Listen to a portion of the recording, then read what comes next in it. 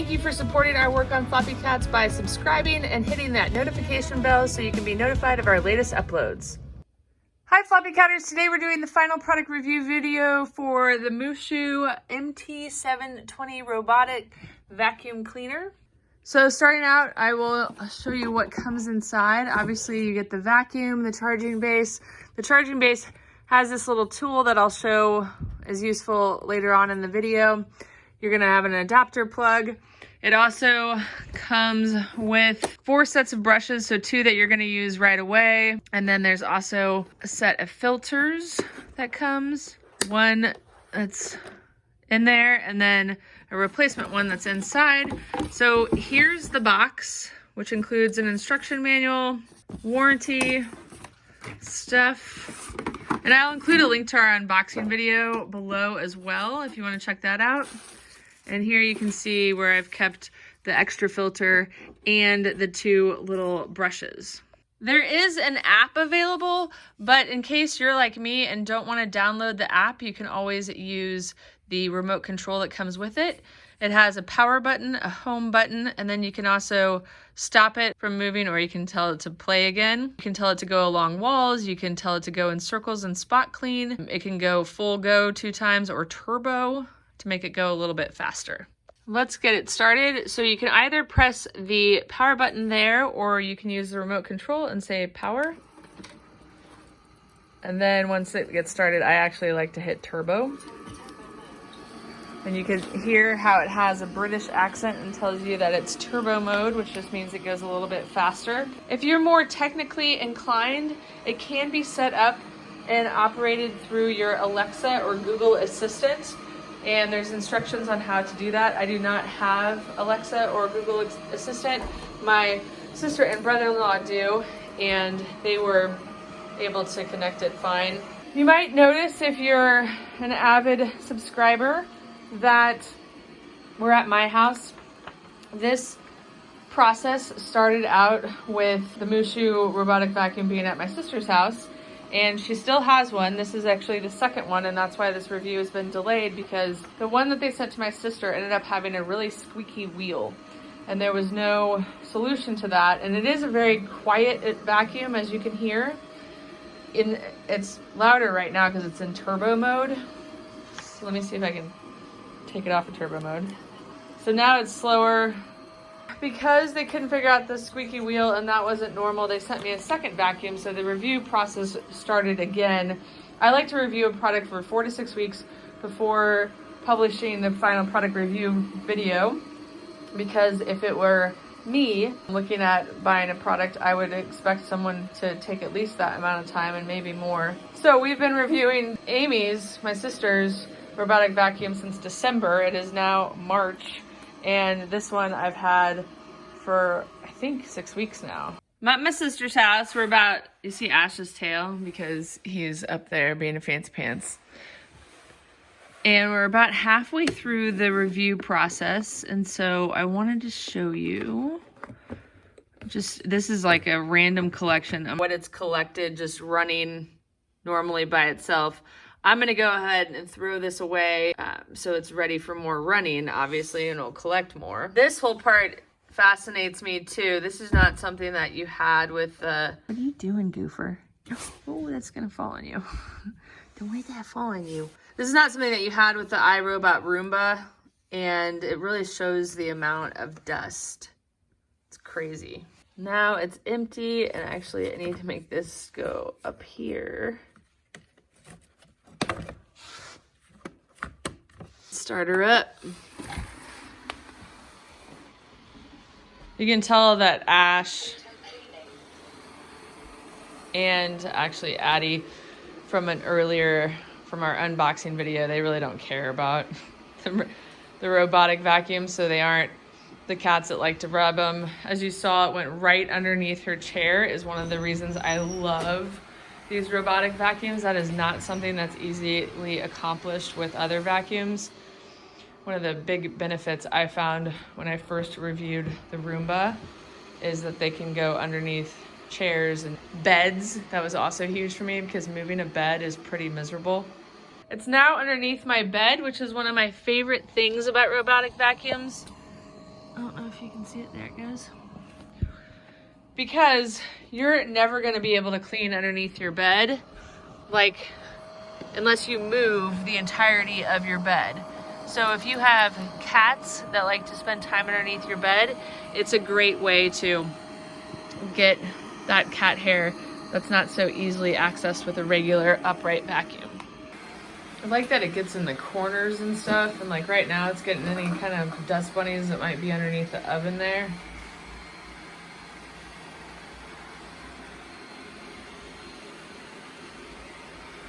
Like that it goes in a straight line. So let's see what happens when it turns around.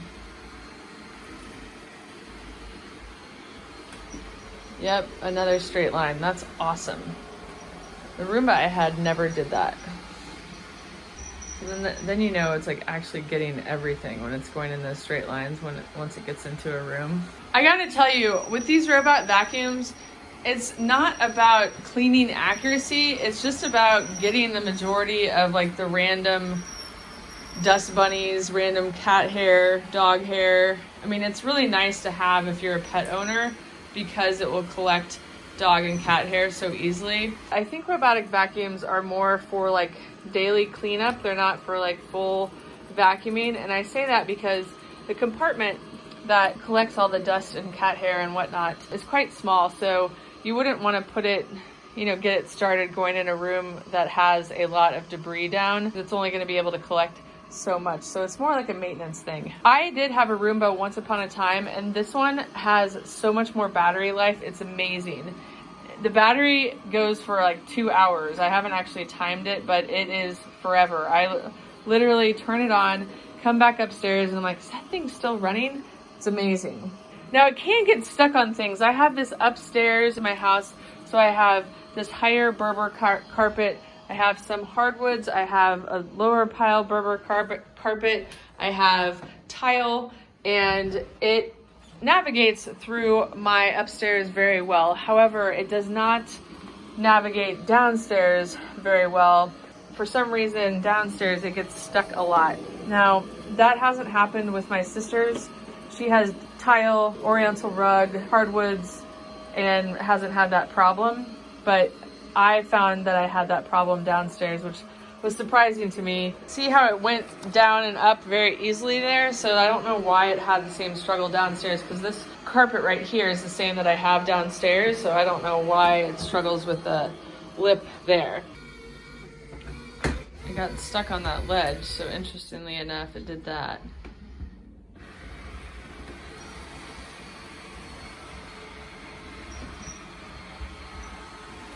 Now I do have a lip in my master bath.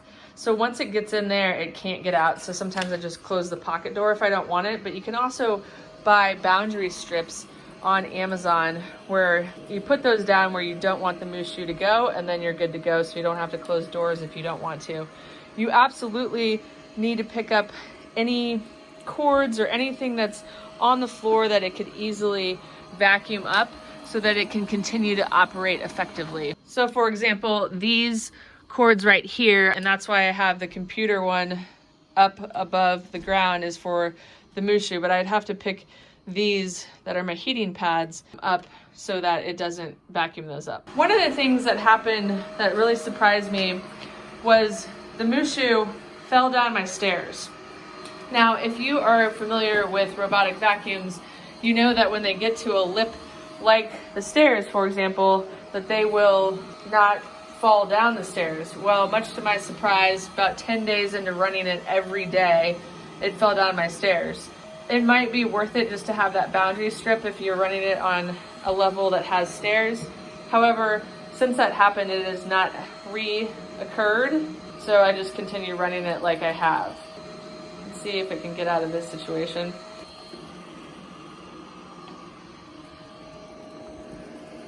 So when it comes to cats and vacuums, I will mention later on in this video a little bit about horror story about robotic vacuums and diarrhea. But there are other things that it can come in contact with, like your cat food bowl or your cat water bowl. So if those bowls are lightweight and can be easily knocked over, the robotic vacuum can knock them over, and you don't want that to happen because then that will create a bigger mess. So you might pick those up if you're running the vacuum around an area that has your cat food or water. My cats don't allow the vacuum to come that close to them. Charlie actually likes to like bat at these little brushes, and it's pretty funny.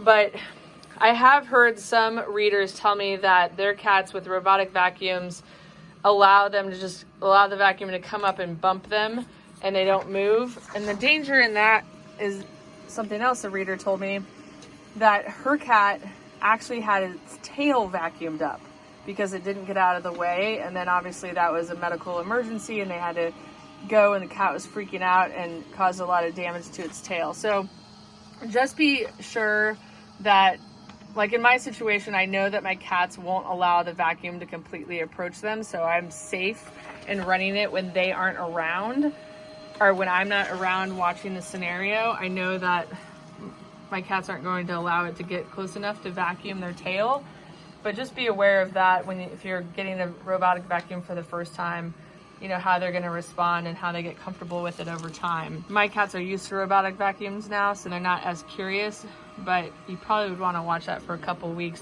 and maybe only run it when you're present. And that's definitely, I only run the robotic vacuum when I'm at home. I'm not a big fan of having them on a schedule, only because there's that horror story that happened on the internet. A family had them on a schedule and their dog had a diarrhea attack while they were away.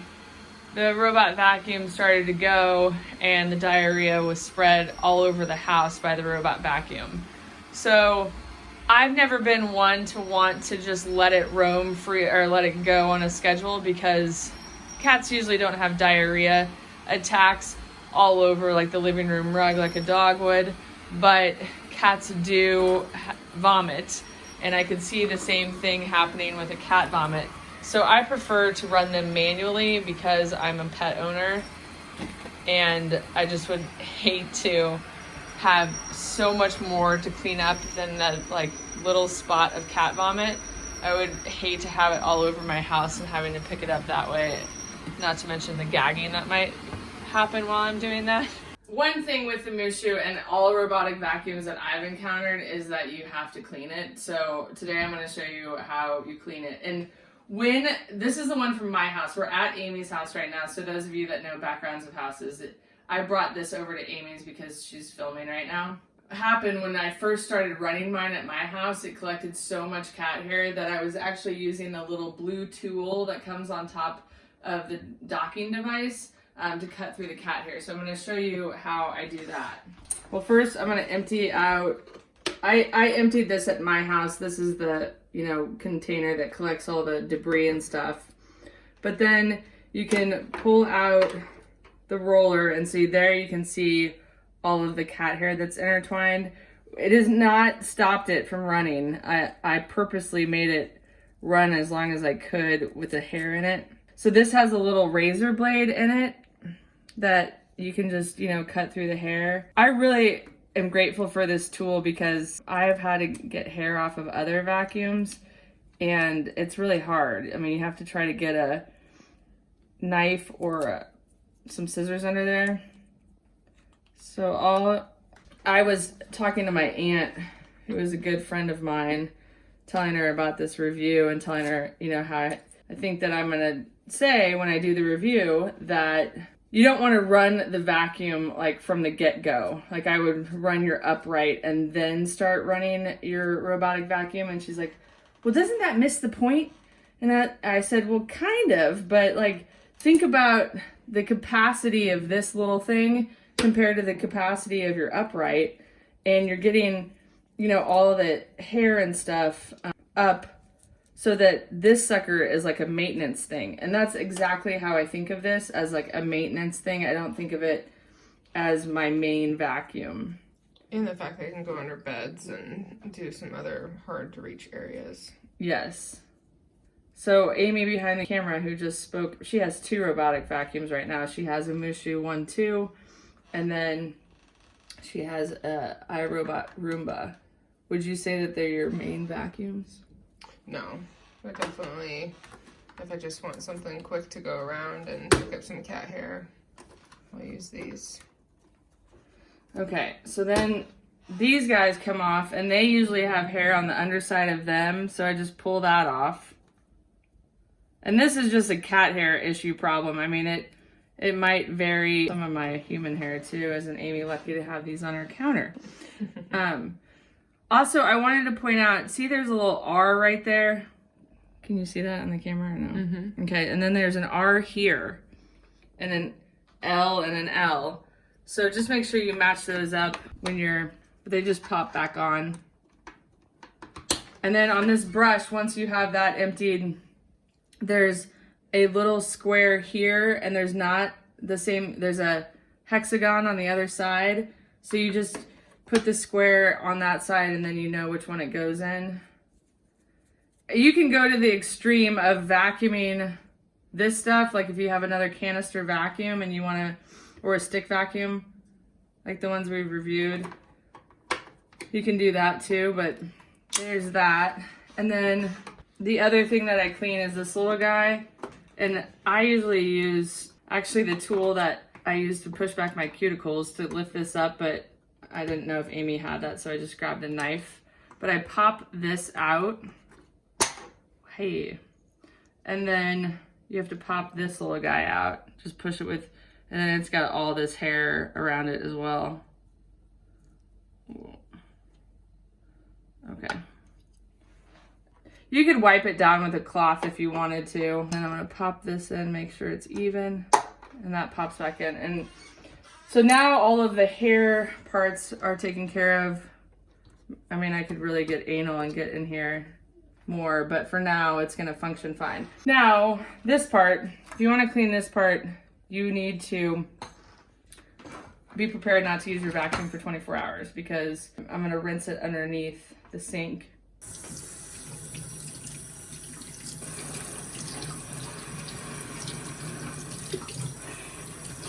My sister's dog is on the other side of the window and he's just staring up at us, which is pretty funny. Oh shoot, well, that didn't work. Well, you're not supposed to get the filter wet, so I screwed up on that. I don't think so anyway. Well, that was my point, that I didn't want to. Tato distracted me. I'm going to blame it on Tato. It comes with an extra filter, so you can just replace it with that. And then there's also extra filters that you can order online. If you want, I'll include a link to those. They sell these little guys and the filters together if you need to have, you know, replacement parts. And I think it just opens up, you know, it gets rid of the dust that was there. So since we're at my sister's house, my sister is married to an engineer. I couldn't figure out how to open this. So I was like, hey, Kirky, can you open this? So he did. He's going to show you how he did it.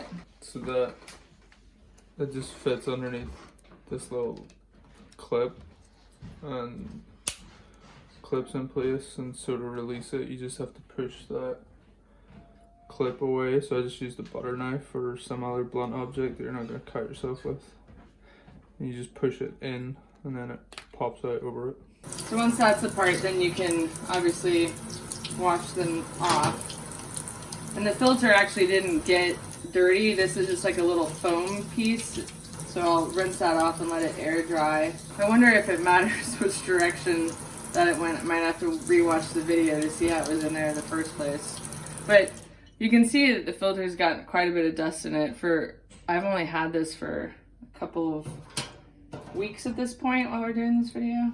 Maybe 3 weeks. All right, so we'll let those air dry for 24 hours and then I'll put it all back together. Probably not gonna include that in the video, only because you can see how to put it together from how it was taken apart. Wanted to show you, my sister pointed out, this is the Roomba that they have.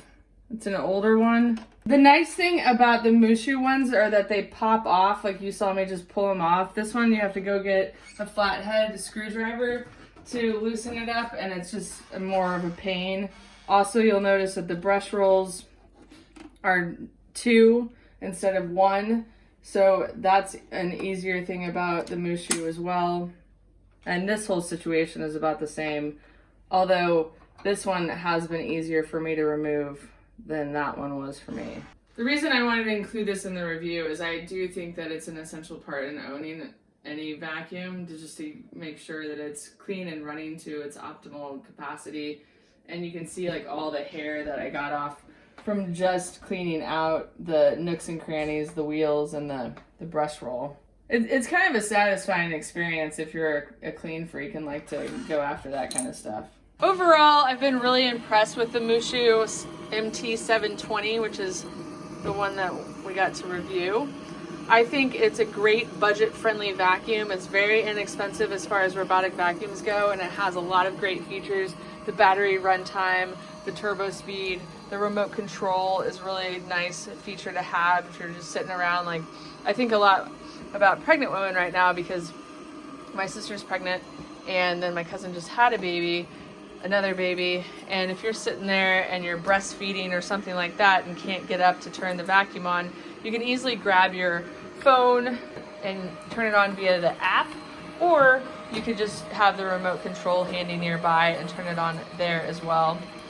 And as you know, with long-haired cats, it's so important to be able to get the cat hair that's floating around in the air that lands on the ground. So this is just a great way to keep up with cat hair shedding, as well as just general dust and debris that comes into your house. And right now it's springtime in Kansas City, so we have even more debris coming inside because of just the trees shedding whatnot.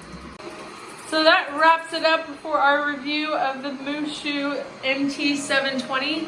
Please let me know what questions or comments that you have below. I know some subscribers or readers have already purchased one based on the unboxing video, so if you are one of those folks, please share what your experience has been in the comment section below. I will include a link to where you can buy the MOOSOO in the description of this video. Thank you guys so much for watching. Please give this video a thumbs up if it helped you learn more about it. That helps us bring more reviews like this to you in the future. And we'll see you next time.